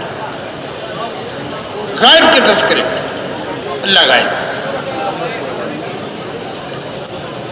جتنا ہم اس کا تذکرہ کریں گے پھر دوست اور بھائیوں، سیکھ کر جب اس محنت کو کریں گے، اللہ اکبر، اس محنت کے کرنے والوں کے ساتھ ہمارا عشرہ ہے، اس محنت کے کرنے والوں کے ساتھ ہمارا عشرہ. تو بھائی اللہ نے ایک نعمت دی ہے، اس سے ہم فائدہ اٹھائیں. ہدایت تو اللہ اس کو دیں گے جس کے مقدر میں اللہ نے ہدایت. ہمارے ذمہ صرف محنت کرنا ہے. یہ محنت نبیوں کے ذمہ تھی، حضور صلی اللہ علیہ وسلم کے ذمہ تھی. اس محنت کو صحابہ نے کیا. ہدایت اللہ نے جس کے مقدر میں تھی، اللہ نے انہیں ہدایت دی. ایسے نبی آئیں گے جن کا کوئی بھی امتی نہیں ہوگا، یا 1-2 نبی امتی ہوں گے، لیکن کامیاب گئے. ہم محنت کریں گے صحیح اسلوب، صحیح طریقے کے ساتھ. لیکن بھائی جیسے شادی کرتے ہیں، جس کو چاہتے ہیں اللہ بیٹے دیتے ہیں، جس کو چاہتے ہیں اللہ بیٹیاں دیتے ہیں، جس کو چاہتے ہیں اللہ دونوں دیتے ہیں. ساری ازدواجی زندگی گزر جاتی ہے، اولاد ہی نہیں ملتی. تو دینے والے کون؟ آپ صلی اللہ علیہ وسلم سے اللہ نے فرمایا جس کے منہ ہے، ہدایت اس کو نہیں ملے گی جس کو آپ چاہیں، ہدایت اس کو ملے گی ہم جس کو چاہیں. اس لیے بھائی ہم محنت کریں گے اور اللہ پاک سے اجر پائیں گے. دنیا سے کیا لے کر جائیں گے؟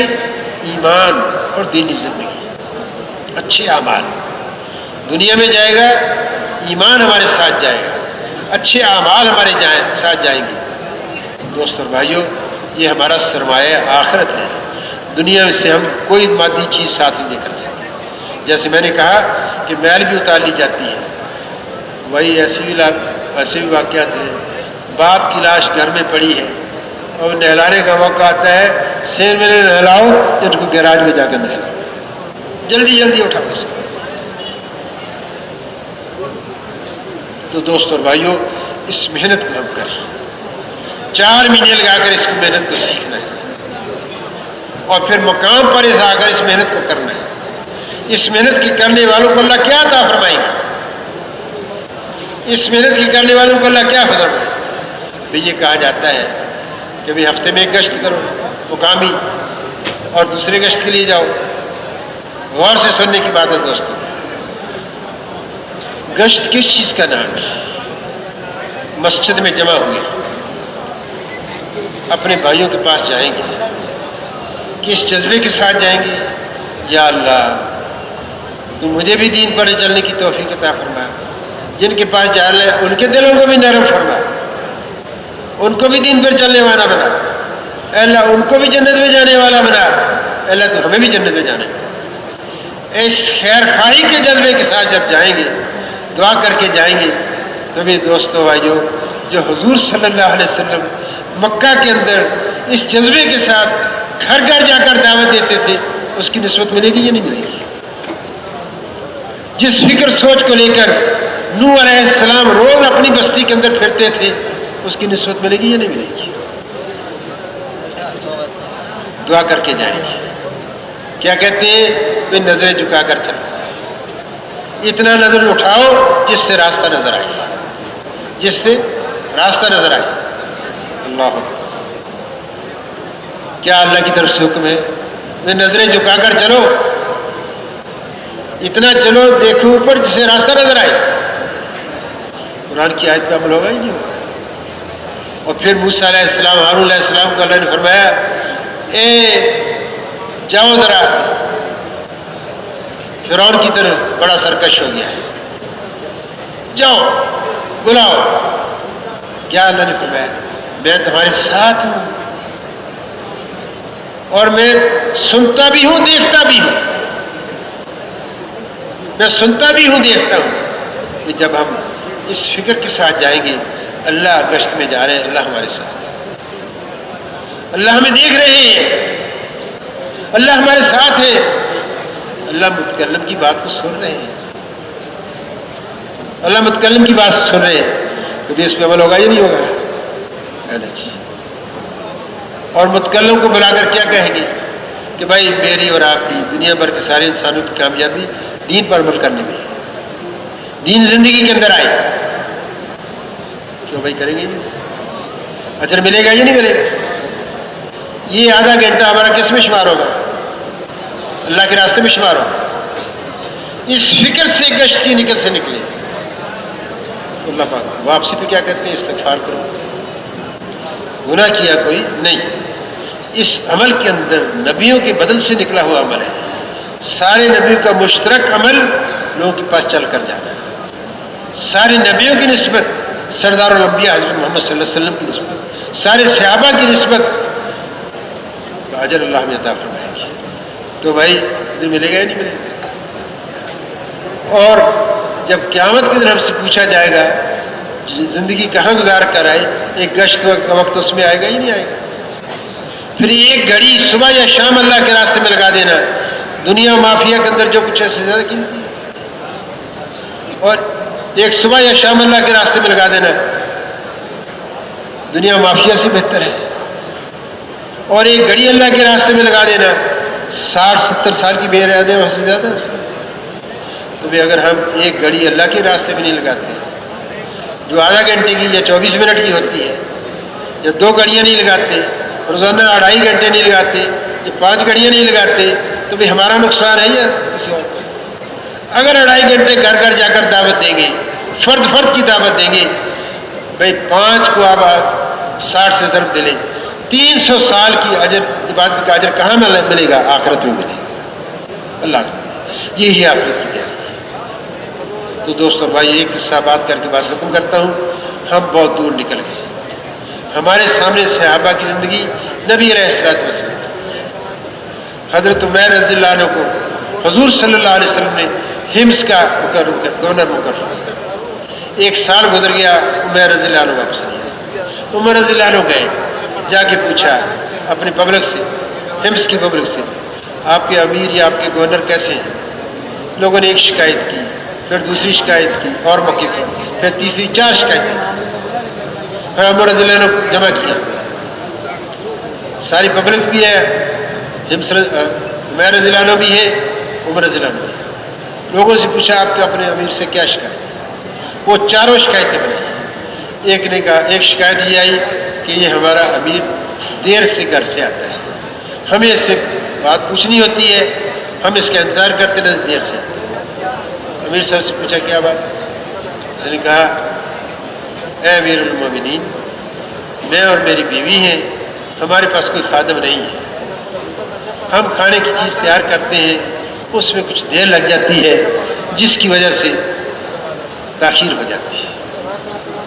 قبول کر لیا. ایک سوال جو شکایت یہ کی کہ یہ دن کو ملتے ہیں رات کو نہیں ملتے، دن کو ملتے ہیں رات کو نہیں ملتے. اس کا کیا جواب ہے؟ فرمایا میں نے دن ان کے لیے رکھا ہے اور رات اللہ کے لیے رکھی. رات کو اللہ کے سامنے جو دن کو کیا ہوتا ہے وہ بھی اور دعائیں بھی سر، اس لیے میں رات کو ان کی بات نہیں. پھر انہوں نے کہا کہ مہینے میں ایک چھٹی کرتے ہیں، اس کا کیا جواب ہے؟ فرمایا میرے پاس ایک ہی جوڑا ہے اور بہت موٹے کپڑے کا ہے، میں مہینے میں ایک دفعہ اس کو دھوتا ہوں، اور جب دھوتا ہوں تو وہ خشک کرتا ہوں، سخت ہو جاتا ہے، پھر رگڑ اور اس کو نرم کرتا ہوں اور پھر پہننے کے قابل بناتا